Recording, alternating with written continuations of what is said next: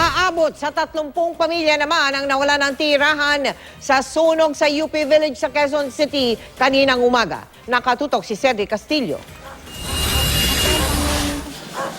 Balde-balde na mga inipong barya at mga perang mabuti na lamang daw, binombang tubig at hindi apoy ang nakadampi.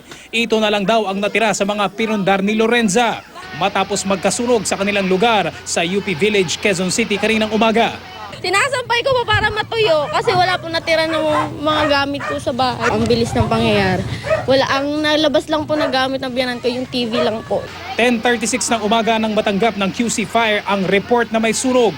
Yari sa light materials ang magkakadikit na 15 bahay na natupok. Sa sunog na tumagal ng 30 minuto. Laki na ng apoy dyan, makit kami dyan sa bubong. Gumamit kami ng mga timba at saka yung mga hose dyan. Pagdating ng bombero, di sila makakit kaya hinatak ko yung isang hose. Aabot sa mahigit 100,000 halaga ng ari-arian ang natupok.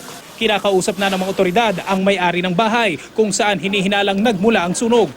Doon po sa may bedroom area. Habang siya ay naggagawa ng kulungan sa labas, pagbalik niya sa kwarto ay malaki na hong apoy doon. Mabutit nasa tabing highway ang sunog kaya naging madali ang pag-apula sa apoy. Pero para sa aabot sa 30 pamilya, isa pa rin daw itong trahedya. Ang plano nila ngayon, ma'am? Hindi ko po alam. Saan po kayo tutuloy muna?